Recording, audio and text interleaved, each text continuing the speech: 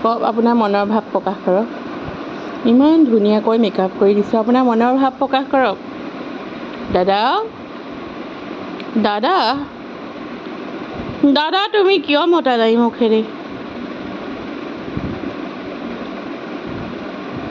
আপুনি বাকৰুদ্ধ হৈ গৈছে নেকি? ইমান ধুনীয়া মেকআপ কৰিছোঁ মই। দাদা, টোপনিয়ে গুচি গৈছে নেকি দাদা?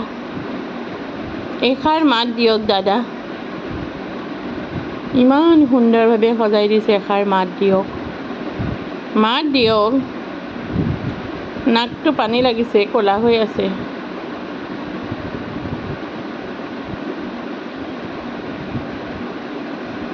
আপোনাৰ মনৰ ভাৱটো প্ৰকাশ কৰি দিয়ক, কেনেকুৱা লাগিছে।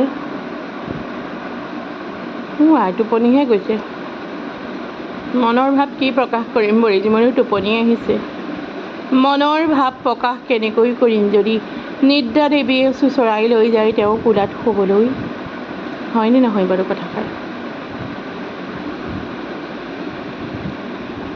পলোৱা ধান্দা নেমাৰিবা, আপুনি বাইকটো দি থৈ যাওক।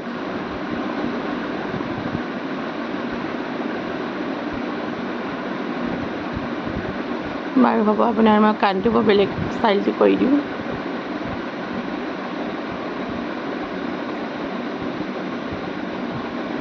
ৰ'বা, বৰ ধুনীয়া লাগিছে। আকৌ এইখনো কৰিব লাগিব।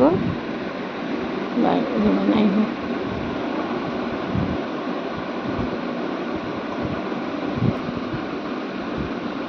এয়া ইমান ধুনীয়া মাৰ্কেটলৈ আহিছে এটা নতুন প্ৰজাতিৰ মেকুৰী, নতুন প্ৰজাতিৰ মেকুৰী, নতুন প্ৰজাতিৰ মেকুৰী, নতুন প্ৰজাতিৰ মেকুৰী, নতুন প্ৰজাতিৰ মেকুৰী, নতুন প্ৰজাতিৰ মেকুৰী।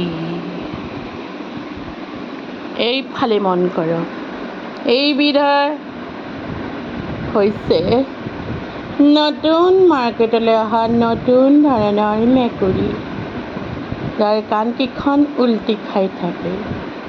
নতুন মেকুৰী, নতুন মেকুৰী, নতুন মেকুৰী।